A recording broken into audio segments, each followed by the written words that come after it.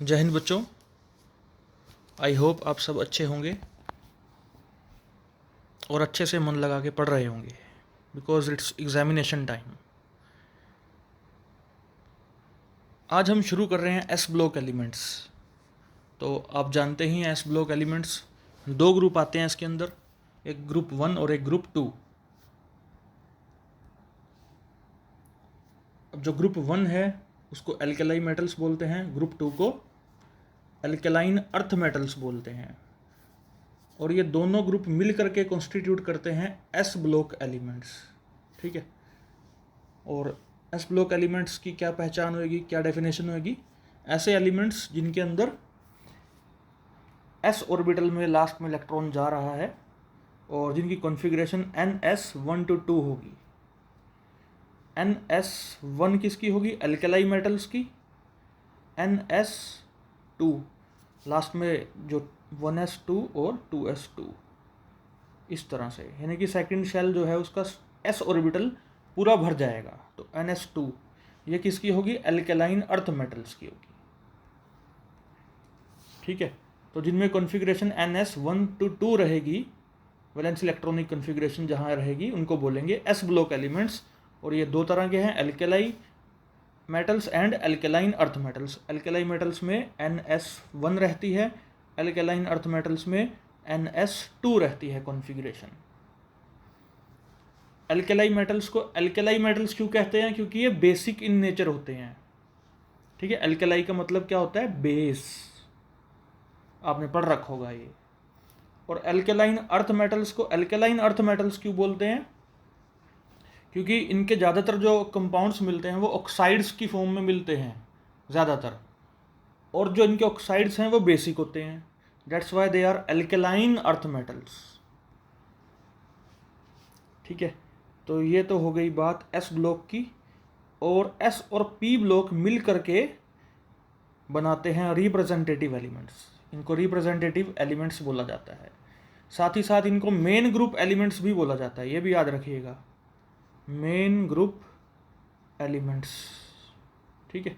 ये भी इनको बोला जाता है मेन ग्रुप एलिमेंट्स, क्योंकि इनका जो सेकंड शेल है आप देख पा रहे होंगे, आगे कॉन्फ़िगरेशन में भी देख लेना, वो पूरा नहीं भरता।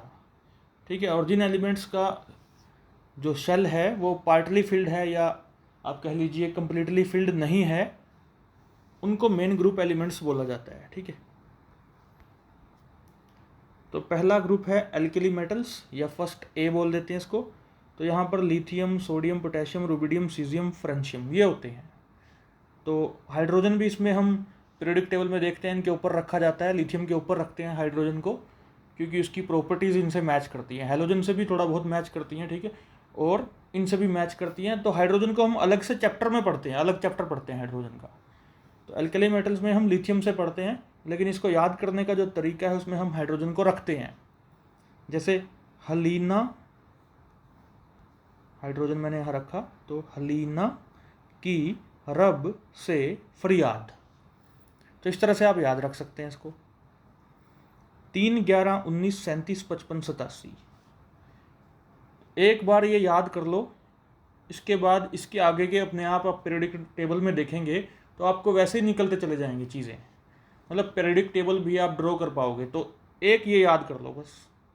अदरवाइज 3 और 11 तो याद रहता ही है वैसे, बट फिर भी 3 में आपने क्या जोड़ना है? 8। 11 में आपने क्या जोड़ना है? 8। 19 में आपने क्या जोड़ना है? 18। 37 में आपने क्या जोड़ना है? 18। ठीक है ना। 7, 7, 14, बिल्कुल ठीक है। और लास्ट में फिर आ जाएगा बच्चों 32। ठीक है। तो 8, 8, 18, 18, 32। अदरवाइज ऐसे याद रख सकते हो। ओके। कॉन्फ़िगरेशन यहाँ पर देखो गड़बड़ा गई है मोबाइल व्यू में। अभी मैं इसको दोबारा डाउनलोड करके शुरू करता हूँ। वैसे 2s1, यहाँ फिर 3s1 आ जाएगी बेटा, फिर 4s1, 5s1, 6s1 and then 7s1। तो ये कॉन्फ़िगरेशन रहेगी, कोई ऐसी दिक्कत भी नहीं है हमें। ठीक है। उसके बाद एल्केलाइन अर्थ मेटल्स हैं। तो जब वो एल्केलाई मेटल्स का आपको एटॉमिक नंबर याद हो जाएगा तो एक एक जोड़ना है बस। 3 में एक जोड़ दो 4, 11 में एक जोड़ दो 12, ठीक है ना, उससे अगला है ये, और वो तो रहेगा ही 8 8 18 18 32 वाला फॉर्मूला। ठीक है, और इसको याद करने का तरीका क्या रहेगा, बेटा मांगे कार स्कूटर बाप रोए, तो रोए में तो RO आ रहा है, तो आपने क्या करना है, राय। ठीक है, बेटा मांगे कार स्कूटर बाप राय या रोए, जैसा भी आपको याद रहे बच्चों। तो ये 2s2, ये 3s2 है, ये 4s2 है, ये 5s2 है, 6s2 है, 7s2 है। ठीक है, ये s यहाँ पर मिट गया है, मोबाइल व्यू की वजह से ऐसा हो रहा है। ठीक है, तो मुझे लगता है इसमें कोई बड़ी बात नहीं है, आप कर लेंगे इतना। तो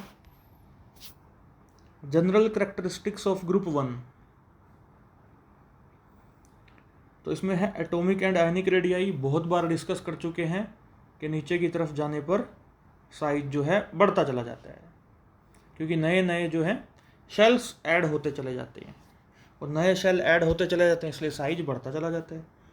ठीक है, और लेफ़्ट टू राइट जाने पर क्या होता है, साइज जो है छोटा होने लगता है, लेफ़्ट टू राइट, और नीचे जाने पर बड़ा होने लग जाएगा। तो अल्कली मेटल्स तो जो है पीरियोडिक टेबल में सबसे पहला नंबर है उनके ग्रुप का, सबसे पहला। ठीक है, तो नीचे जाने पर साइज बढ़ेगा, इस तरफ जाने पर साइज कम होगा। तो यानी कि ये जो अल्कली मेटल्स हैं इन्हीं का साइज सबसे बड़ा है, और इनमें भी सबसे बड़ा साइज किसका होगा, जो नीचे की तरफ होगा। तो रब से फ्रांशियम रेडियो एक्टिव है, उसको छोड़ देते हैं। तो यानी कि सीजियम की बात करें तो सीजियम का साइज इनमें सबसे बड़ा होगा।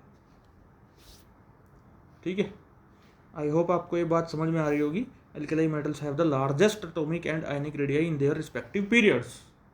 हर पीरियड में किसका साइज सबसे बड़ा होगा, अल्कली मेटल्स का। अब आयनाइजेशन एनर्जी भी आपको समझ में आ जाएगी, क्योंकि साइज नीचे की तरफ बढ़ रहा है, तो यहाँ पर आयनाइजेशन एनर्जी सबसे कम लगेगी, और इस तरफ लेफ्ट टू राइट जाने पर बढ़ जाएगी ये। ठीक है ना, क्योंकि साइज वहाँ छोटा हो जाएगा। छोटे एटम से निकालना मुश्किल है इलेक्ट्रॉन को। It decreases down the group because atomic size increases down the group and energy needed to remove most loosely bonded electron is less. Alkali metals have lowest ionization energy. अब देखिए alkali metals की बात कर रहे हैं हम, lithium, sodium, potassium, rubidium, caesium, इनकी तो इनकी लोवेस्ट आयनाइजेशन एनर्जी है।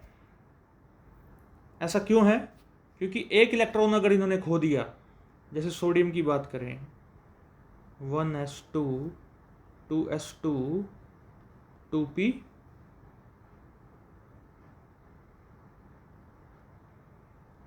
3s1, ये है।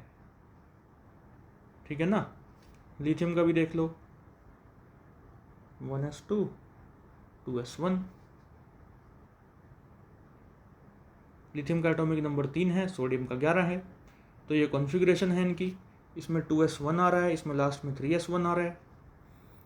तो अगर ये इलेक्ट्रॉन खो दे लिथियम तो क्या बन जाएगा 1s2। ठीक है, और 3s1 का इलेक्ट्रॉन अगर खो दिया जाए, लूज हो जाए, तो सोडियम की क्या बन जाएगा, 6 और 2 और 2 10 एटॉमिक नंबर बन जाएगा। लिथियम का कितना बन जाएगा अभी, 2 बन जाएगा, यानी हीलियम के जैसा हो जाएगा, ये नियोन के जैसा हो जाएगा, यानी कि नोबल गैसेस के जैसे हो जाएंगे, नोबल गैस कॉन्फ़िगरेशन अचीव कर लेंगे, यानी कि स्टेबिलिटी बढ़ जाएगी। तो अपना इलेक्ट्रॉन खोने के लिए तैयार बैठे हैं, थोड़ी सी एनर्जी की रिक्वायरमेंट है, इसलिए आयनाइजेशन एनर्जी इनकी काफ़ी कम है। और सीजियम के केस में, क्योंकि सीजियम लास्ट में है, फ्रांशियम की बात नहीं कर रहे, रेडियो एक्टिव है, तो सीजियम की बात करें तो सबसे कम आयनाइजेशन एनर्जी रहेगी, क्योंकि सबसे बड़ा साइज है। ठीक है, तो बड़ी जल्दी इलेक्ट्रॉन लूज करेगा ये सीजियम, इसीलिए कैलकुलेटर्स या फोटोवोल्टिक्स, फोटो इलेक्ट्रिक सेल्स में भी इसका यूज़ होता है। ठीक है, उसकी चर्चा करेंगे आगे। सेकेंड आयनाइजेशन एनर्जी की बात करें अगर बच्चों, it is very very high, क्योंकि अभी देखा हमने कि सोडियम ने, लिथियम ने, इन्होंने नोबल गैस कॉन्फ़िगरेशन अटेन कर ली। कब, जब उन्होंने एक इलेक्ट्रॉन खो दिया, उसके बाद ये बन गए नोबल गैसेस। जैसे अब इनमें से अगला इलेक्ट्रॉन निकालना बड़ा मुश्किल है। Very very high ionisation energy is required to remove second electron from these ions. Okay, तो बहुत आसान है। मेल्टिंग एंड बॉइलिंग पॉइंट देख लीजिए। अब सभी के सभी ये सॉफ्ट हैं। देखिए, सोडियम को अगर आपने लैब में देखा हो तो इसको हम नाइफ से काट देते हैं, चाकू के साथ कट सकता है ये, इसके टुकड़े कर लेते हैं हम, और लैब में यूज़ भी करते हैं ऑर्गेनिक में। ठीक है, तो ये सॉफ्ट मेटल्स हैं। अदरवाइज मेटल्स आपने देखे होंगे, लोहा देखा है आपने, लोहे की छड़ को काटा जा सकता है क्या? उसकी रोड को काटा जा सकता है। ठीक है, और भी बहुत सारे मेटल हैं, एल्यूमिनियम वगैरह हैं, घरों में लगा होता है। लेकिन हाँ, गोल्ड एक सॉफ्ट मेटल है। ठीक है, इसीलिए हमें 24 कैरेट का गोल्ड नहीं लेना चाहिए, हमें 22 कैरेट का गोल्ड लेना चाहिए, कि उसमें थोड़ा सा इम्प्योरिटी डाल देते हैं ताकि वो हार्ड हो जाए। 23 कैरेट वाला पहन के घूमोगे तो हो सकता है वो छोटा मोटा क्रैक आके टूट जाए, बाली वगैरह लड़कियों की गिर सकती है ना। तो 24 कैरेट का नहीं लेना चाहिए, 22 कैरेट का लेना चाहिए। आजकल तो 18 कैरेट का भी चल रहा है। ठीक है, तो उसमें थोड़ी बहुत और इम्प्योरिटी डाल देंगे, वो कॉपर वगैरह डाल देते हैं। तो ये मेटल्स जो फिलहाल हम एल्केलाई मेटल्स की बात कर रहे हैं, गोल्ड वैसे आ गया बीच में। तो एल्केलाई मेटल्स जो है कैसे हैं? सॉफ्ट हैं, चाकू से काटा जा सकता है। सोडियम को आपने लैब में काटा होगा। Alkali metals have 1 valence electron. अभी हमने देखा था कॉन्फ़िगरेशन, सबके पास लास्ट में एक एक इलेक्ट्रॉन है। ठीक है, तो वैलेंस इलेक्ट्रॉन इनका एक है। तो इसलिए जो एक इलेक्ट्रॉन है उसकी वजह से इनकी जो बॉन्डिंग होगी, मेटालिक बॉन्डिंग, बहुत ज़्यादा बढ़िया नहीं होएगी। क्योंकि मेटालिक बॉन्डिंग में जितने ज़्यादा इलेक्ट्रॉन्स, वैलेंस इलेक्ट्रॉन होंगे, पार्टिसिपेट करेंगे जितने ज़्यादा, उतनी बढ़िया वो मेटालिक बॉन्डिंग होगी, उतनी ताकतवर होगी। ठीक है, तो ये ज़्यादा स्ट्रॉन्ग नहीं होने वाली है। फिर भी कर्नल्स का कंसेप्ट आपको पिछले सेमेस्टर में पढ़ा रखा है मैंने, आई होप आपको याद हो। अगर याद नहीं है तो आप देख सकते हैं, बीएससी फर्स्ट सेम वाली प्लेलिस्ट में जाइएगा और वहाँ पे आप कर्नल्स की स्टडी दोबारा कर सकते हैं। ठीक है, खैर यहाँ पे उसका इतना ज़्यादा यूज़ नहीं है, लेकिन वो मेटालिक बॉन्डिंग में मैंने आपको पढ़ाया था। ठीक, melting and boiling points decreases down the group due to increase in size. अब देखिए, मेल्टिंग एंड बॉइलिंग पॉइंट जो है नीचे की तरफ जाने पर वो डिक्रीज हो जाएगा। ऐसा क्यों हो रहा है? क्योंकि देखिए नीचे की तरफ साइज बढ़ता जा रहा है, सबके ऊपर एक प्लस का चार्ज है मान लो। ठीक है, साइज बढ़ गया, लेकिन तो feel of this plus charge on this big atom will be less. ठीक है, ये फैल जाएगा प्लस चार्ज इसके ऊपर। तो यानी कि अगर ये प्लस चार्ज फैल जाएगा इसके ऊपर, तो अट्रैक्टिव फोर्सेस जो लगने वाली थी कैटायन एनायंस में, वो कहीं ना कहीं कमज़ोर पड़ जाएंगी। ऊपर से साइज भी बढ़ रहा है। ठीक है, तो बॉन्डिंग भी कहीं ना कहीं कमज़ोर पड़ जाएगी। तो अगर बॉन्डिंग कमज़ोर हो जाएगी तो इनको तोड़ना आसान है, और अगर तोड़ना आसान है तो मेल्टिंग पॉइंट और बॉइलिंग पॉइंट दोनों के दोनों कम हो जाएंगे। तो ये नीचे की तरफ डिक्रीज़ करते हैं due to increase in size and decrease in, लिख लेना ये भी, फोर्सेस ऑफ अट्रैक्शन। जो अट्रैक्टिव फोर्सेस हैं वो भी डिक्रीज़ करेंगे नीचे की तरफ। ऑक्सीडेशन स्टेट्स, ये +1 ऑक्सीडेशन स्टेट दिखाएंगे सिर्फ, और तो दिखाएंगे नहीं कोई। अभी बताया था, हमने चर्चा की थी कि एक इलेक्ट्रॉन खोने के बाद दूसरा इलेक्ट्रॉन नहीं खोएंगे, बहुत बहुत ज़्यादा एनर्जी रिक्वायर्ड है। तो +1 दिखाएंगे बस, लोवेस्ट फर्स्ट आयनाइजेशन एनर्जी। पहला इलेक्ट्रॉन खोने में तो बड़ी जल्दी दिखाएंगे, ये बड़ी जल्दी करेंगे, क्योंकि नोबल गैस कॉन्फ़िगरेशन अचीव कर लेंगे ना, तो बड़ी कम एनर्जी चाहिए पहली के लिए। सो ये यूनिवेलेंट भी हैं, एक ही इलेक्ट्रॉन शेयर करेंगे, मतलब आयनिक बॉन्ड बनाएंगे। ठीक है, तो आयनिक बॉन्ड में ये एक ही इलेक्ट्रॉन अपना खोएंगे, जैसे Na+Cl-। ठीक है, 10th क्लास में भी पढ़ा था आपने। इलेक्ट्रोपॉजिटिव करेक्टर बच्चों, electropositive character is expressed in terms of tendency of the atom to lose electron. ठीक है, तो एक एटम की टेंडेंसी है इलेक्ट्रॉन खोने की, उसी को बोलते हैं इलेक्ट्रोपॉजिटिव करेक्टर या मेटेलिक करैक्टर, ठीक है, मेटेलिक करैक्टर भी इसी को बोलते हैं। जो जितनी जल्दी अपना इलेक्ट्रॉन खो सकता है, वैलेंस इलेक्ट्रॉन, वो उतना बढ़िया मेटल कहलाएगा, ठीक है। तो नीचे की तरफ जाने पर क्या होता है, डाउन द ग्रुप जाने पर आयोनाइजेशन एनर्जी कम होती है, बड़ा साइज हो जाता है, तो इलेक्ट्रॉन बड़ी आसानी से कम एनर्जी से बाहर निकल सकता है। कौन सा इलेक्ट्रॉन, वैलेंस इलेक्ट्रॉन। तो यानी कि मेटालिक करैक्टर नीचे की तरफ बढ़ता है। तो due to first low ionization energy, elements of this group are electropositive या metallic in nature, it's okay. Metallic character increases down the group as tendency to lose electron increases down the group due to decrease in ionization energy. जो मैंने समझाया वही लिखा हुआ है सब, ठीक है, कोई दिक्कत नहीं है। डेंसिटी देखिए थोड़ा सा अलग है, लेकिन समझ में आ जाएगा आसानी से। देखिए, density of alkali metals is quite low than other metals. बाकी के मेटल्स के मुकाबले इनकी डेंसिटी कम है। इवन जो पहले तीन है ना, लिथियम, सोडियम, पोटेशियम, इनको पानी में डालोगे तो ये पानी के ऊपर तैरते हैं, नीचे नहीं जाते। और रुबिडियम, सीजियम जो है डूब जाते हैं, ठीक है, ये पानी में डूब जाएंगे। सब के सब कुछ ना कुछ रिएक्शन करेंगे और नीचे की तरफ रिएक्शन बढ़ेगा पानी के साथ। मतलब जो रुबिडियम, सीजियम है ना, ये तो एक्सप्लोजन करेंगे पानी के साथ। और जो लिथियम, सोडियम, पोटेशियम है, इसमें से सभी के सभी कहीं ना कहीं रिएक्टिविटी तो ठीक ठाक करेंगे पानी के साथ। सोडियम जो है थोड़ा बहुत इग्नाइट भी हो जाएगा, थोड़ी बहुत आग लग सकती है छोटी मोटी, ठीक है। पोटेशियम थोड़ा और ज़्यादा इग्नाइट हो जाएगा, लिथियम नहीं करेगा इतना, ठीक है। और रुबिडियम, सीजियम वगैरह एक्सप्लोड कर सकते हैं, क्योंकि वो पानी में डूब जाते हैं तो हाइड्रोजन गैस नीचे से निकल के आएगी, तो एक्सप्लोजन हो सकता है। इनमें सभी में बीसीसी स्ट्रक्चर होता है, ठीक है, क्लोज पैकिंग होती है। कौन सा स्ट्रक्चर होता है मैंने पहले ही पढ़ा रखा है आपको, बीसीसी, बॉडी सेंटर्ड क्यूबिक वाला। तो क्लोज पैकिंग तो रहेगी इनमें, इनके क्रिस्टल लैटिस में, बट फिर भी इनका साइज बड़ा होने की वजह से इनकी डेंसिटी कम हो जाती है। Close packing of metal atoms is there but still their size is large, so their density is also less. याद रखिएगा इस बात को। On moving down the group both atomic size and atomic mass increases. देखिए, atomic size तो नीचे की तरफ जाने पर बढ़ रहा है, आपको पता है, ठीक है, और एटॉमिक मास भी बढ़ रहा है, ठीक है ना, क्योंकि एटॉमिक नंबर भी बढ़ रहा है, एटॉमिक मास भी बढ़ रहा है और एटॉमिक साइज भी बढ़ रहा है। अब अगली लाइन देखिए, but increase in atomic mass is more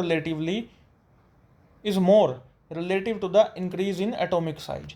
atomic size के मुकाबले, in comparison to atomic size, atomic mass ज़्यादा बढ़ रहा है, ठीक है। देखिए, डेंसिटी क्या होती है, मास बाय वॉल्यूम होती है, और एटम का साइज एक स्फीयर की तरह होता है एटम। मतलब एटम के बारे में जब भी आपको सोचना है, एक तो वो इतना छोटा है कि दिखाई भी नहीं देता हमें, ठीक है, लेकिन वो फिर भी कैसा होता है, जैसा मैंने बनाया ऐसे गोल, बिल्कुल ऐसा होता है। लेकिन ये तो 2 डायमेंशनल है, आप 3 डायमेंशनली तो देख ही नहीं पा रहे ना इसको। 3 डायमेंशनली अगर हम इसके स्ट्रक्चर की बात करें तो एटम को एक स्फीयर मानना है, एक फुटबॉल की तरह, एक बहुत छोटी फुटबॉल जो आपको दिखाई नहीं दे रही गोलाई में, ठीक है। अब जो गोलाई में चीज़ है तो अंदर से वो खाली है या कुछ भरा हुआ होगा, लेकिन उसके पास वॉल्यूम भी होगी, ठीक है। तो एटॉमिक साइज जैसे जैसे बढ़ेगा वॉल्यूम भी बढ़ेगी ना। लेकिन हमने क्या बात करी कि नीचे की तरफ जाने पर, down the group, atomic mass भी बढ़ रहा है डेफिनेटली, ठीक है, और एटॉमिक साइज भी बढ़ रहा है। तो एटॉमिक साइज बढ़ने का मतलब है वॉल्यूम बढ़ रही है, लेकिन एटॉमिक मास ज़्यादा बढ़ रहा है in comparison to atomic size या वॉल्यूम, ठीक है। एटॉमिक साइज की जगह आप चाहे वॉल्यूम लिख सकते हैं, कोई दिक्कत नहीं है, बात इसी की चल रही है। और डेंसिटी क्या है हमारे पास, मास बाय वॉल्यूम। तो मास और वॉल्यूम दोनों बढ़ रहे हैं, लेकिन मास ज़्यादा बढ़ रहा है, वॉल्यूम भी बढ़ रही है लेकिन कम बढ़ रही है। तो ऐसी कंडीशन में क्या होगा, डेंसिटी ओवरऑल बढ़ेगी नीचे की तरफ जाने पर। लेकिन एक्सेप्शनल केस आ गया, देखो एक, potassium has lower density than sodium. इसका एक रीज़न बताया गया है कि इसके केस में, पर्टिकुलर पोटेशियम के केस में, इंक्रीज इन वॉल्यूम ज़्यादा हो जाता है मास के मुकाबले। तो डेंसिटी क्या है आपकी, मास बाय वॉल्यूम। यहाँ वॉल्यूम ज़्यादा बढ़ जाती है, मास थोड़ा बढ़ता है, तो ऐसे केस में डेंसिटी ओवरऑल कुछ ना कुछ कम हो जाएगी। तो इसलिए पोटेशियम की डेंसिटी जो कि सोडियम से ज़्यादा होनी चाहिए, होती नहीं है। ठीक है, तो ये इसका रीज़न दिया जाता है। बाकी इसका डाटा भी देखा जा सकता है, एटॉमिक साइज का, एटॉमिक मास का। इसके डाटा के बेस पर हम ये बता सकते हैं कि पोटेशियम की डेंसिटी कम है सोडियम के मुकाबले। बट रीज़न यही रहेगा अगर रीज़न पूछ लें। ठीक है, आगे बढ़ते हैं। फ्लेम कलर, 11वीं कक्षा से या 10वीं कक्षा से आप पढ़ रहे हैं फ्लेम कलर, कि हमने किसी मेटल को हीट किया तो इलेक्ट्रॉन्स जो एक्साइटेड स्टेट में चले गए, लेकिन वहाँ वो अनस्टेबल होते हैं, इसलिए वो वापस आते हैं, और वापस आते हैं तो वो एमिट करते हैं लाइट को एमिट करते हैं। ठीक है, तो ऐसे ही जब हम इनको स्पैचुला पे रख के हीट वगैरह करने लग जाएंगे, बंसन बर्नर पे फ्लेम में हीट करने लग जाएंगे, तो वहाँ से इनको इतनी एनर्जी मिल जाएगी कि एक्साइट होकर के वापस आएंगे तो they will emit the light in the form of colour. तो कलर याद रखना चाहिए आपको, लिथियम का क्रिम्सन रेड होता है, सोडियम का गोल्डन येलो होता है, पोटेशियम का पेल वायलेट, लिलक यानी लिली जैसा हल्का वायलेट कलर, रुबिडियम का रेड वायलेट कलर होता है, यानी कि रेड थोड़ा आ रहा है उसमें और थोड़ा थोड़ा वायलेट भी है, और सीजियम का लगभग वायलेट या ब्लूइश होता है। ठीक है, तो ये कलर्स आप ध्यान में रख सकते हैं बच्चों। फोटो इलेक्ट्रिक इफेक्ट, तो जब भी कोई रेडिएशन किसी मेटल पर, एक्टिव मेटल पर, उसके सरफेस पर फॉल करेगी, तो जो उसके वैलेंस इलेक्ट्रॉन है वो बाहर आ सकते हैं सरफेस से, और इसी फिनोमिनन को बोला जाता है photo electric effect. Physical chemistry में आपने पढ़ा होगा, फिजिक्स में भी आपने पढ़ा होगा, 11वीं 12वीं कक्षा में भी आपने ये सब पढ़ा होगा। ठीक है, बहुत ज़्यादा इम्पोर्टेंट भी है और आसान भी है। अल्कलाई मेटल्स के बीच में अगर देखा जाए तो सीजियम ऐसा है जिसकी लोवेस्ट आयोनाइजेशन एनर्जी है, क्योंकि साइज बढ़ गया, इसलिए सबसे ज़्यादा फोटो इलेक्ट्रिक इफेक्ट कौन दिखाएगा, सीजियम। और इसके फोटो इलेक्ट्रिक इफेक्ट मैक्सिमम दिखाने की वजह से इसको फोटो इलेक्ट्रिक सेल्स में रखा जाता है, डाला जाता है। ठीक है, तो होगा क्या, सीजियम उसके अंदर होगा, अगर सीजियम उसके अंदर होगा तो सनलाइट पड़ेगी। ठीक है, ब्लू लाइट के लिए सेंसिटिव है, तो सनलाइट में विबग्योर आपको पता है, तो ब्लू लाइट फॉल करेगी, कम एनर्जी वाली लाइट से ही इसके इलेक्ट्रॉन्स जो हैं बाहर निकल जाएंगे इलेक्ट्रॉन्स, और इलेक्ट्रॉन्स अगर चलना शुरू करेंगे, रैंडम मोशन दिखाएंगे इधर उधर, तो हम कहेंगे करंट चल गया। So that's why it is used in photo electric cells. Nature of the compounds, due to low ionisation energy these metals form cations। जैसे सोडियम है तो आयनाइजेशन एनर्जी बहुत ज़्यादा है नहीं है, तो क्या करेगा, ये थोड़ी बहुत एनर्जी मिलेगी तो इलेक्ट्रॉन अपना खो देगा, तो मेटल क्या बन जाएगा, M+ बन जाएगा, M से क्या बन जाएगा, M+, कैटायन बन जाएगा, मेटल कैटायन। और मेटल कैटायन फिर क्या करेगा, it can form ionic bond with the non metals of the P block. जैसे Na ने अपना इलेक्ट्रॉन लूज किया, Cl ने ये इलेक्ट्रॉन ले लिया, तो Cl- बन गया, तो NaCl का क्या बन जाएगा आपस में, आयनिक कंपाउंड। तो इस तरह से आयनिक बॉन्ड बन जाते हैं। अब यहाँ पर भी गड़बड़ हो गई है, तो जस्ट वेट फॉर 1 मिनट। तो नेचर ऑफ द कंपाउंड्स के बाद बच्चों अब करते हैं हम लास्ट लैटिस एनर्जी। तो लैटिस एनर्जी वैसे मैंने पिछले सेमेस्टर में बड़े अच्छे से समझाया था, इवन इसके साथ मैंने बोर्न-हेबर साइकिल भी आपको समझाया था, और उस चैप्टर का नाम, उस यूनिट का नाम था आयनिक सॉलिड।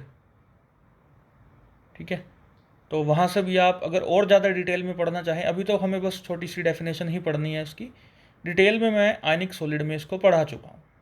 ठीक है, मेरे ख्याल से 5-6 लेक्चर मैंने आयनिक सॉलिड के कवर किए थे, और यूट्यूब पे भी वो डले हुए हैं, वहाँ से भी आप देख सकते हैं। तो लैटिस एनर्जी क्या है बच्चों, 1 mole of an ionic crystal is formed from its constituent gaseous ions due to electrostatic coulombic forces of attraction between oppositely charged ions, then some energy is released. This energy is called as lattice energy. Example देखिए, Na plus और Cl minus अभी बनाया था मैंने पीछे भी, तो आपस में मिल जाएंगे क्योंकि एक के पास प्लस है एक के पास माइनस है, आयनिक बॉन्ड बनेगा, NaCl बन जाएगा और इसके बनते ही ये बहुत ज़्यादा स्टेबिलिटी महसूस करेगा और एनर्जी बाहर निकल के आएगी, जिसको हम बोलते हैं लैटिस एनर्जी। यू से इसको हम शो करते हैं, डिनोट करते हैं, क्योंकि ये एनर्जी बाहर आ रही है इसलिए हम इसके आगे माइनस का सिंबल लगा देते हैं। ठीक है, तो माइनस का निशान लगाना है इसके आगे क्योंकि एनर्जी बाहर आ रही है लैटिस बनने पर, और लैटिस हो जाएगा स्टेबल। अब देखिए अगली लाइन देखिएगा, energy is required to break 1 mole of an ionic crystal into its constituent gaseous ions. यानी कि NaCl को तोड़ने के लिए जो एनर्जी चाहिए वो भी क्या है, लैटिस एनर्जी। देखिए यहाँ मान लो U की वैल्यू 100 है, -100, तो 100 निकली थी, आप 100 दे दो NaCl को, 100 देनी पड़ेगी, ठीक है, तभी ये टूटेगा, किसमें, Na प्लस और Cl माइनस में। तो सेम U वैल्यू हमें चाहिए, बट इस बार ये प्लस है, प्लस का मतलब हमें देनी पड़ेगी। पहले क्या थी, खुद निकल के आई थी जब NaCl बना था, इसलिए माइनस से शो किया था। अब की बार NaCl को अगर तोड़ना है तो सेम अमाउंट ऑफ एनर्जी हमें इसको देनी पड़ेगी बाहर से, तब ये टूट जाएगा Na प्लस और Cl माइनस में, और इसलिए यहाँ पर लग रहा है प्लस क्योंकि ये हम दे रहे हैं। ओके, तो बस ये था लैटिस एनर्जी का कंसेप्ट, तो थोड़ा सा हमें डिस्कस करना था यहाँ पर। बहुत ज़्यादा डिटेल में इसमें नहीं कर रहे हैं हम क्योंकि इतना ही करना है हमें, लेकिन बहुत ज़्यादा डिटेल में पढ़ना है अगर आपको, तो आप आयनिक सॉलिड वाला चैप्टर देख सकते हैं। ठीक है, और बहुत कुछ इस चैप्टर में, इस यूनिट में करने को है, जो कि हम अगले लेक्चर्स में देखेंगे। बहुत ज़्यादा मज़ा आएगा इस चैप्टर में। ठीक है, तो लास्ट में कोट है आपके लिए, the roots of education are bitter. जो रूट्स हैं एजुकेशन की, जो आप पढ़ाई कर रहे हैं उसकी रूट्स जो हैं वो कहीं ना कहीं कड़वी हैं। पढ़ना बड़ा मुश्किल है ना, खेलना आसान है, यूट्यूब पे दूसरे वीडियोस देखना आसान है, कॉमेडी शोज़ देखना, फिल्में देखना, वो सब कुछ आसान है, पढ़ना बड़ा मुश्किल है।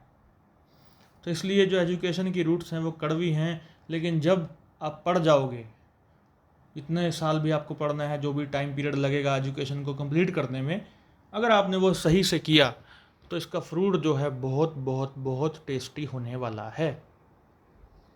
तो पढ़ते रहिए और आगे बढ़ते रहिए।